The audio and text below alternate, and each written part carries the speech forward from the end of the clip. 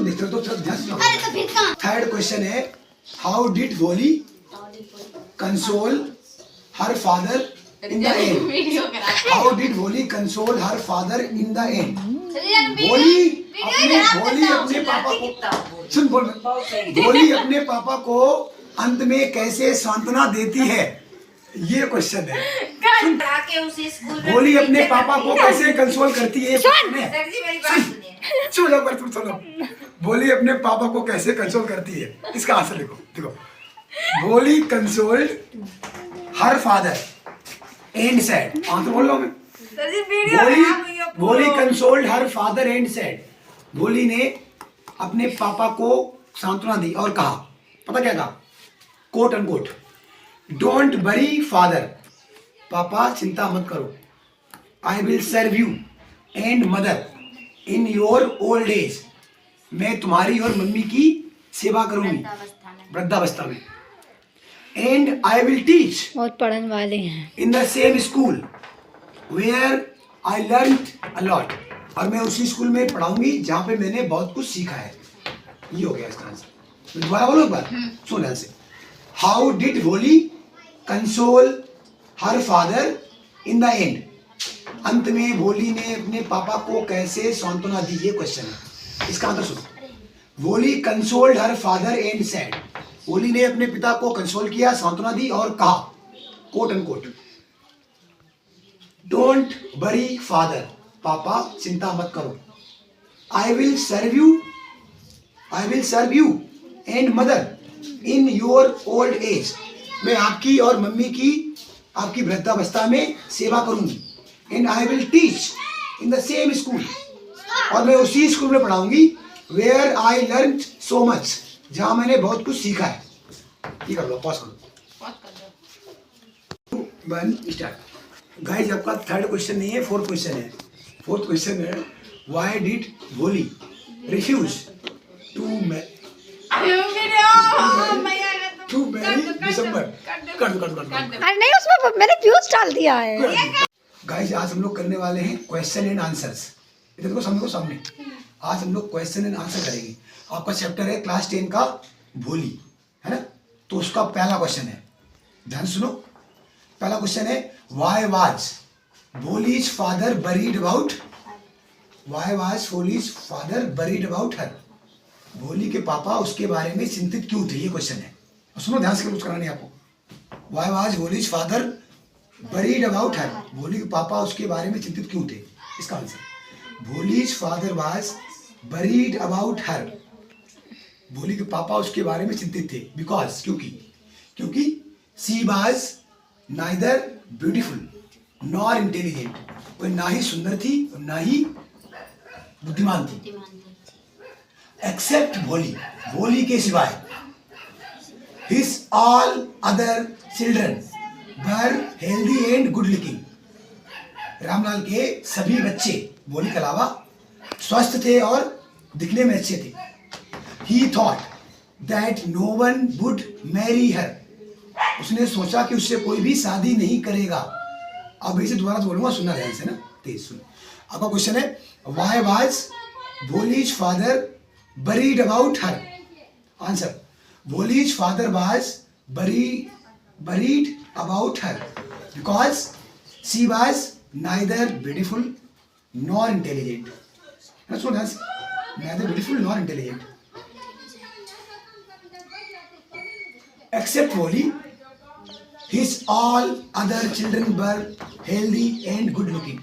He thought that no one would marry her. Pause करो, pause.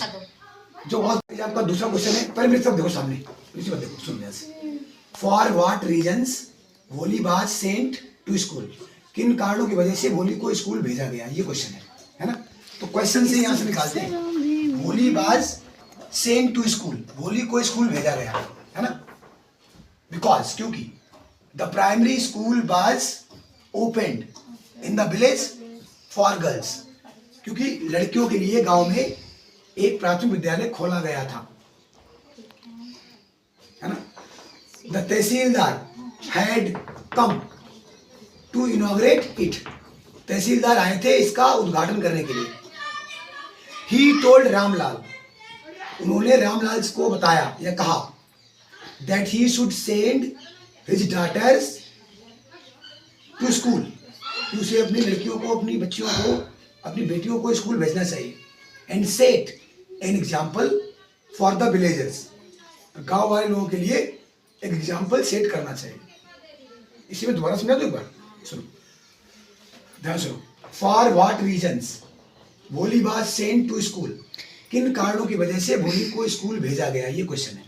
इसका answer भोली was sent to school, भोली को स्कूल भेजा गया बिकॉज, क्योंकि the primary school was open in the village for girls, लड़कियों के लिए प्राथमिक विद्यालय गांव में खोला गया था।